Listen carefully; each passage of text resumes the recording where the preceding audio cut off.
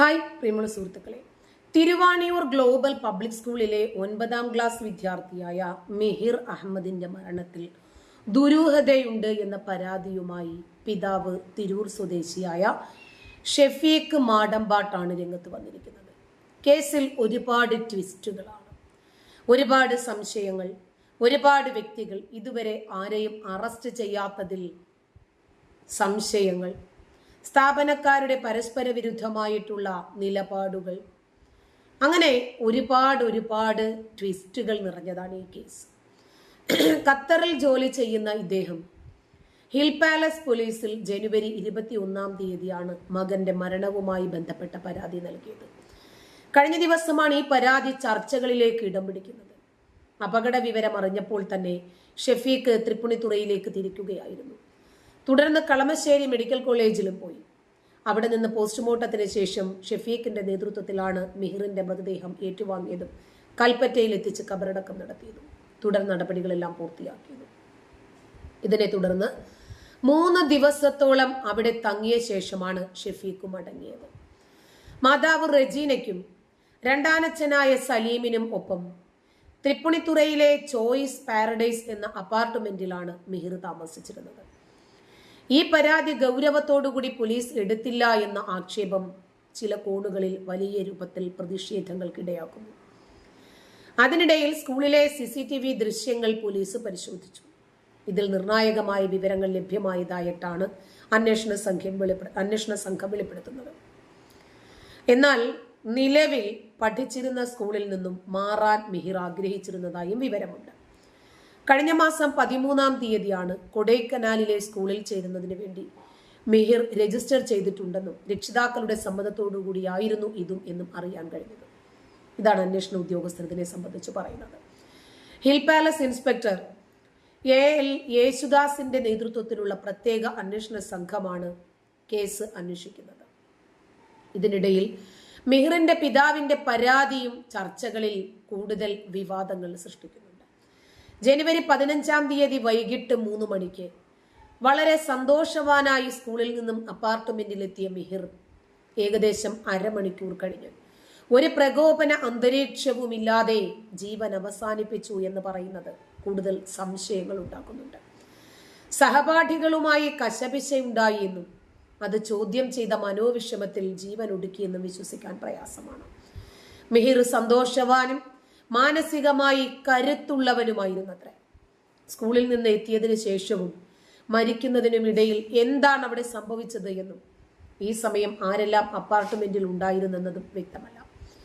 ഇത് വിശദീകരിച്ച് വിശദമായി അന്വേഷിച്ച് ഇതിന്റെ സത്യാവസ്ഥ പുറത്തു കൊണ്ടുവന്നേ മതിയാകൂ എന്നാണ് അധികൃതരും പറയുന്നത്.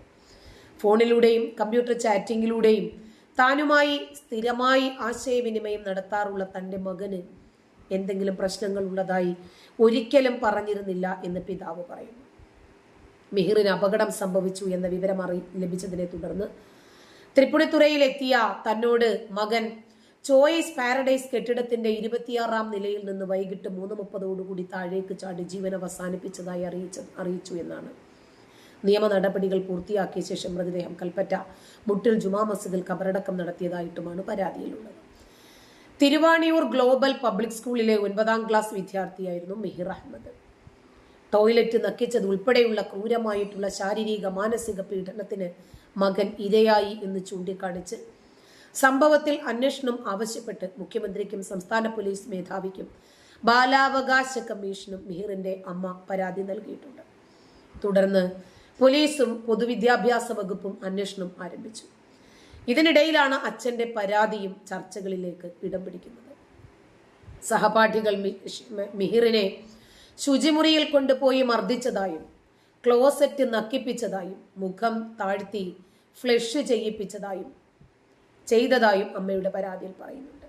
സ്കൂളിലെ റാഗിംഗ് ആണ് മിഹിർ അഹമ്മദ് മരിക്കാൻ കാരണം എന്ന് പരാതി.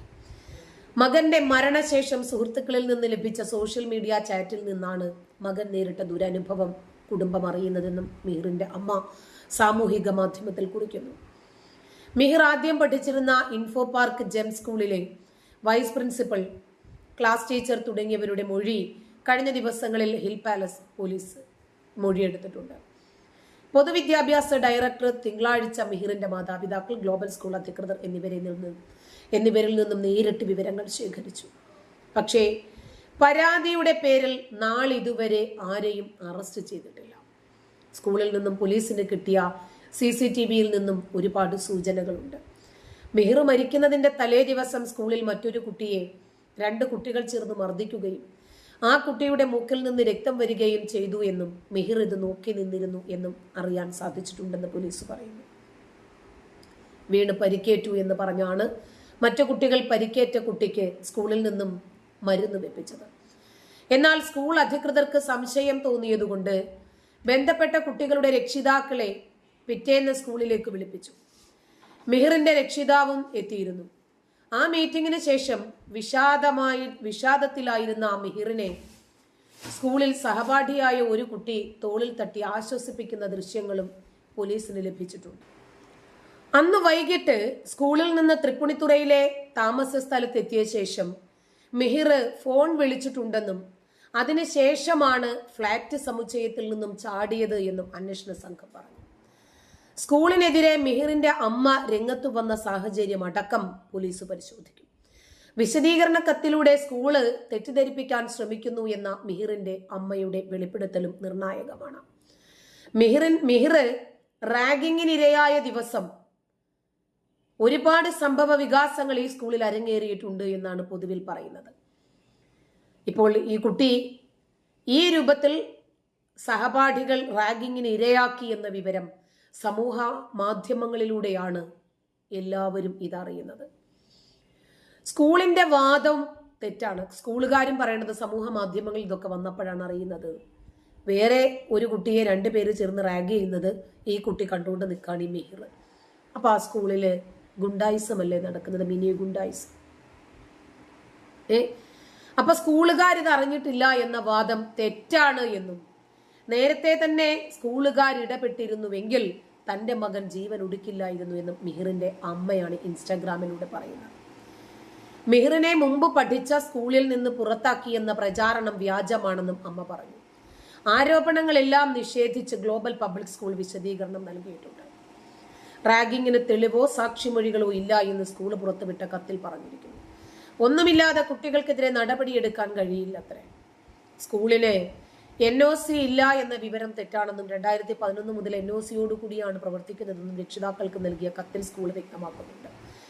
മിഹിർ ജീവൻ ഒടുക്കിയ ശേഷം ആ ദിവസം രാവിലെ തന്നെ സ്കൂളിലെ പ്രശ്നം പറഞ്ഞു തീർക്കാൻ രക്ഷിതാവിനെ വിളിപ്പിച്ചിരുന്നെന്നും എന്നാൽ അന്ന് മിഹിർ സന്തോഷത്തോടു കൂടിയാണ് സ്കൂളിൽ നിന്നും മടങ്ങിയതെന്നും കത്തിൽ പറയുന്നു. മകന്റെ മരണശേഷം സുഹൃത്തുക്കളിൽ നിന്ന് ലഭിച്ച സോഷ്യൽ മീഡിയ ചാറ്റിൽ നിന്നാണ് മകൻ നേരിട്ട ദുരനുഭവം കുടുംബം അറിയുന്നത്. സംഭവത്തെക്കുറിച്ച് ചാറ്റുകളൊക്കെ ഇപ്പൊ പുറത്തു വന്നിട്ടുണ്ട്. ഇതിന്റെ സ്ക്രീൻഷോട്ടുകളൊക്കെ പരാതിയിൽ ഉൾപ്പെടുത്തിയിട്ട് തന്നെയാണ് അമ്മ മുന്നോട്ട് വന്നിരിക്കുന്നത്. സഹപാഠികളിൽ നിന്ന് തന്നെയാണ് പരാതിയുടെ വിവരങ്ങൾ ശേഖരിച്ചത്. സഹപാഠികൾ ആരംഭിച്ച ജസ്റ്റിസ് ഫോർ മിഹിർ എന്ന ഇൻസ്റ്റാഗ്രാം പേജ് അപ്രത്യക്ഷമായതും ദുരൂഹത വർദ്ധിപ്പിക്കുകയാണ്. നന്ദി.